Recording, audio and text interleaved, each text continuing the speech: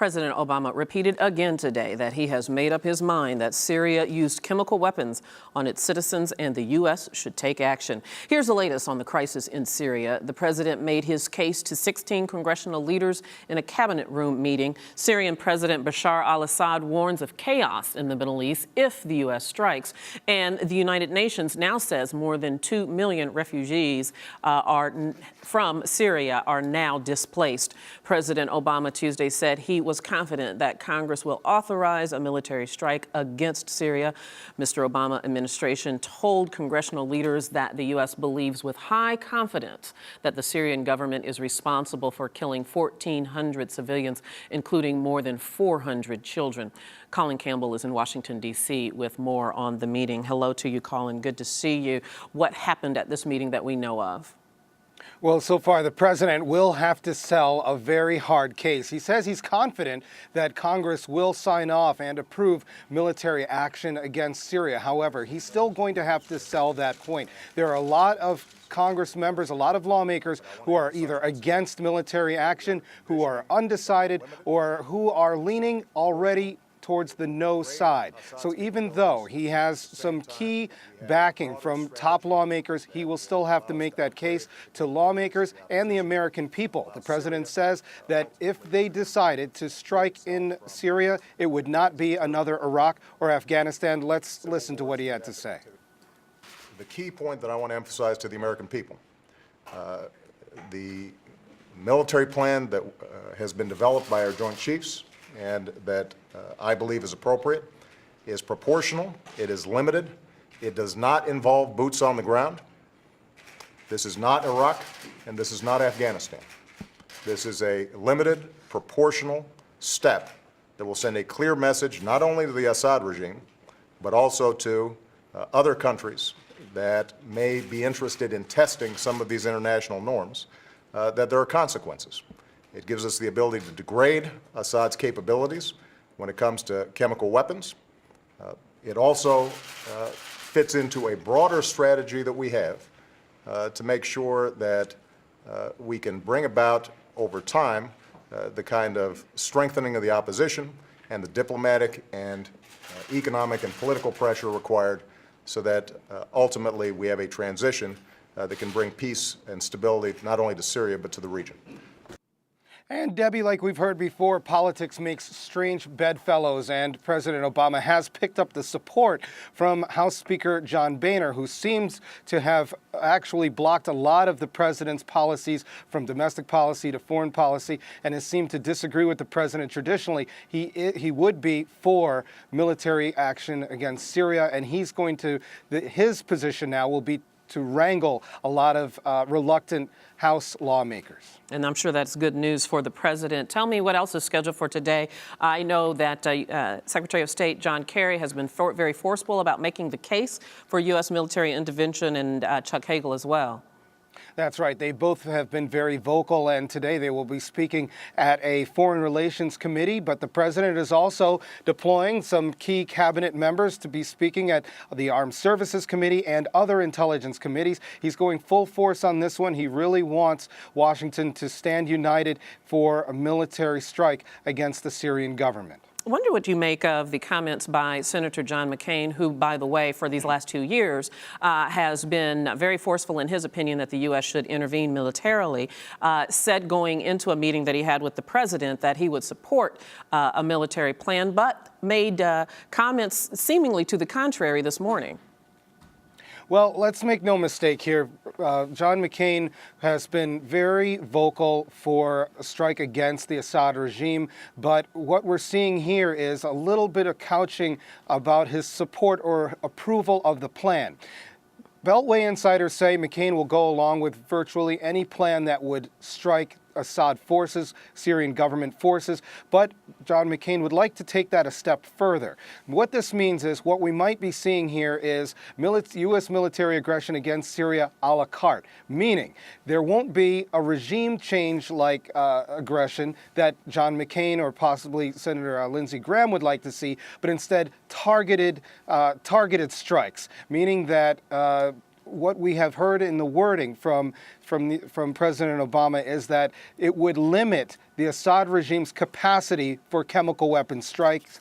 It would increase the capacity of the opposition. And I think these words right here are very important, where that is what the U.S. is going to focus on, is targeted, limited strikes instead of more of a regime change strike that McCain or Graham would like to see. And it's important to note that Congress comes back into session next week, and I'm sure there's going to be the debate. Right. Thank you so much, Colin. Yeah. Appreciate the update. All right. You're welcome. Syrian President Assad weighed into the debate, saying that any military strike against his country would spark an uncontrollable regional war. Assad told a French newspaper the Middle East is a powder keg. We cannot merely talk about Syrian response, but about what might take place after the first strike. Everyone will lose control of the situation when the powder keg explodes. Chaos and extremism will spread. Meanwhile, the exodus from Syria is swelling. The UN said that the number of Syrians fleeing the violence is now more than 2 million. More than half of those are children. Officials expect that number to possibly more than double in this current crisis. And leaders of the fractious Free Syrian Army have expressed their support of President Obama's plan for military intervention. Politico's breaking news reporter Tal Kopan has been reporting on the Syrian rebels as they wait for U.S. action. Tal, thank you so much for taking some time with us. Let me start off by asking you about this report of support for Obama going to Congress to get support and approval from Congress. The general of the Syrian rebels says he understands why the president needs to do that. Is that unique to him, or is there a general sense that this course of action is the right course of action in terms of congressional approval? Well, he appeared on CNN yesterday afternoon after having spoke with Secretary of State John Kerry, and he said after speaking with Kerry, who had called him to sort of fill him in on the situation in the United States, he said he and the group that he represents fully understand that this is how democratic countries do things, that you have to go through the democratic process in order to strengthen the mandate that a country has. And so he said he fully understood the need for sort of congressional approval, and they were waiting, maybe not, as patiently as possible, but they were waiting to see how the outcome came out. I'm sure that's reassuring to the president. Of course, part of the reluctance that the president has had about military intervention, particularly providing arms to the Syrian rebels, was that the uncertainty of where those arms might end up. The general, Idris, says that he can give any kind of guarantee that aid from the U.S. would only go into the right hands. How much should we trust that assurance? That's a $1 million question, or perhaps billion. I think that everyone in Congress is asking. It's something that's come up quite a number of times. The general of the Free Syrian Army said that there's only a very, very small fraction of people in Syria who are working with any sort of terrorist organization or negative organization, and any support would not go to them. John McCain, the senator from Arizona, has also said that he is in communication with these factions, or has been in the past at least, and he trusts them, he believes in them, he knows that they could get the weapons to the right hands. Now, of course, there are those in Congress who remain entirely skeptical that that is the fact. And, we're talking about a situation like Syria, where on the ground, the situation is so fluid, concerning, in an area where there are a lot of interested parties in how this fight kind of goes. It's never going to be an easy, clear-cut question. Yeah, and the truth is that the rebels have been fractured in their organization from the very beginning, which would allow then this involvement with Al-Qaeda. Is there any indication that the organization has become more centralized, more controllable, if you will?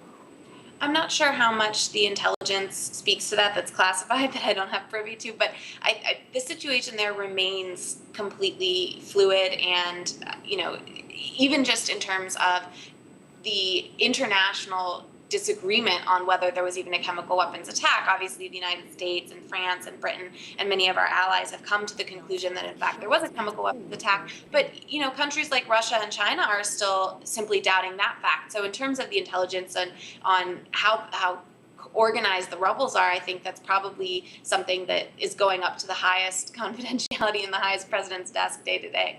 Sure, sure. No doubt about that. The whole world is watching this decision and will draw their own conclusions based on what we make. The president said this, let me quote, that we would take proportional steps that will send a clear message not only to the Assad regime, but also to other countries that may be interested in testing some of these international norms, and that there are consequences there. Surely he's talking about Iran, at least in this statement, right?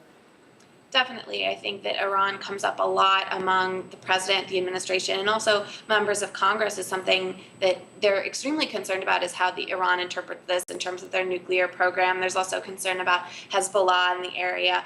Some are also, making the connection with North Korea, and North Korea might be looking at how the United States backs up what it has said in terms of sort of enforcing the standards they've put on other countries. So depending on who you ask, this could have ramifications far-reaching around the globe, and certainly in terms of the neighbors of Syria or other countries in the region like Iran, it's definitely something that Americans are concerned about. And speaking of neighbor, one particular neighbor has been particularly quiet throughout that, and that's Israel. There have been reports that that Benjamin Netanyahu actually told his cabinet after Obama's speech over the weekend to not make any statements. On the other hand, Shimon Peres has made a few saying he supports Obama's approach. But yes, Israel has been relatively quiet throughout this whole thing. Now, publicly, in terms of what kind of negotiations are going on behind the scenes, I think we can only imagine how much communication is happening between the United States and Israel. And many congressmen and the administration, of course, are extremely concerned about what kind of retaliation could be taken against Israel if the United States were to strike in Syria. So these are definitely things that are being considered at the top of everyone's mind. Tal Kopan, thank you very much. Appreciate it. Thank you.